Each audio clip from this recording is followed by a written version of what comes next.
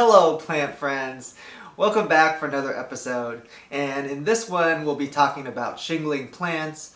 These are the ones that basically attach themselves to a surface and shingle or climb up.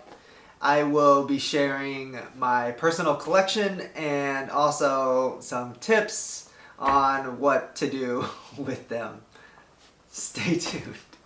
So I have in front of me 3 different types of shingling plants. These are the ones that I feel that a lot of collectors talk about and enjoy having in their collection.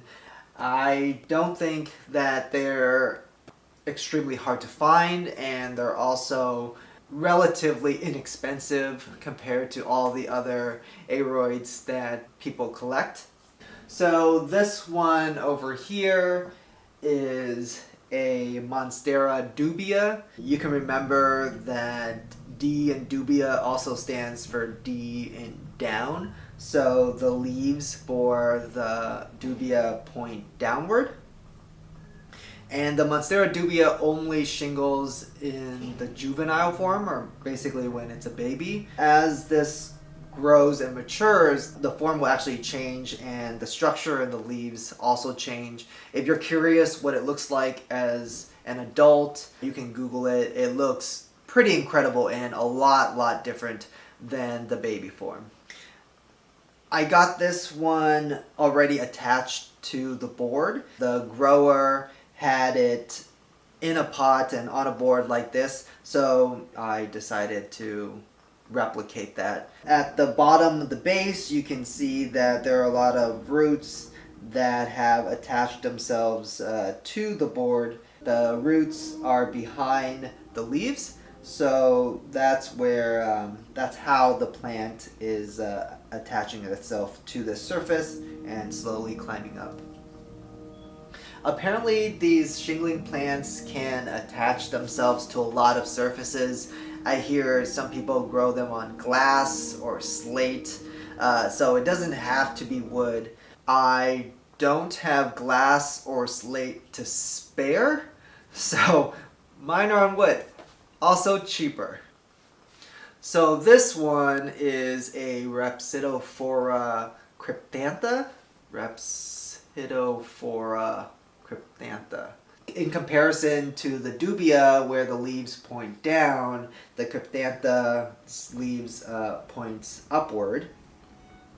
So this one I got and it wasn't mounted, so I decided to make a moss plank and mount it myself. I'll show how to make one, or at least how I make one, in a future video, probably next week's video. The leaves are really big, really gorgeous. I absolutely love it. Towards the upper end, you can see that there are some stems growing out of it, and essentially these stems are looking for new places to climb. So as it runs out of space to climb, the new stems will, just be lanky and small, and then once it finds a place to attach to, then the roots will attach there, and then also new leaves will sprout out and get bigger. So if I wanted to propagate this plant, I can snip off a cutting somewhere along this stem and then basically attach it to another surface, keep it moist to promote root development and growth, and it should develop roots and attach and have a new plant for me. So I'm not quite ready to do that with this little guy yet. I'm actually enjoying the look of big leaves here, and then up here I have a couple vines, stems that that are just poking out. So I really like it. I also have a few friends who have very impressive specimens, so I'm going to show a clip of theirs.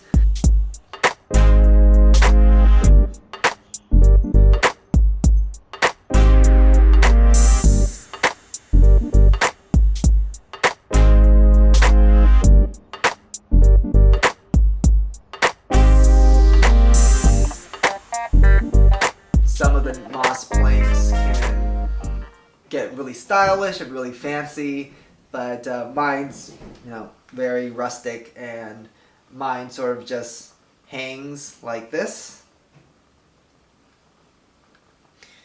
This next one I have is a Rhaphidophora Hyde. I'm not sure if I'm pronouncing that right. It's H-A-Y-I. Maybe there's another I in there. I'll spell it. You can see that the leaves are a different shape. I have 2 plants on this moss plank. The roots still need a little bit more development, but I don't anticipate that there'll be any issues. The plant looks great. I enjoy it a lot. I think it's pretty.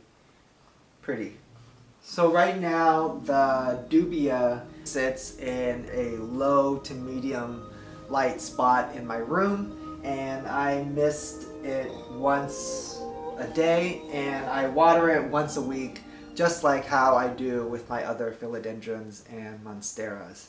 As for the plants that are mounted on the moss planks, they are currently hanging on the side of my fridge. The spot that they're hanging actually receives a very good amount of indirect light, probably more light than they need.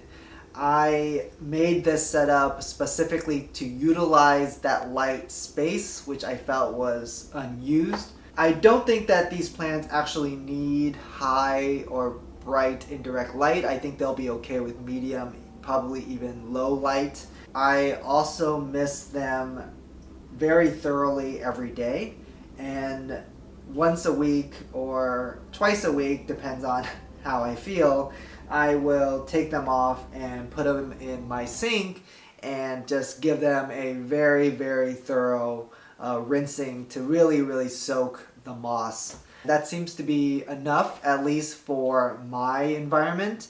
If you live in a very dry place or a very hot place, I suspect that you may have to do it more often. In terms of nutritional need, I don't think that any surface that they're climbing up, in nature is very nutrient rich. If you're really concerned about the nutrition or lack of nutrition on your board or moss pole or moss plank, you can always use a low dilution fertilizer solution once a month or once every few months, and you can just soak the moss that way, just to give it, an extra nutritional boost. But I think for these guys, probably less is more.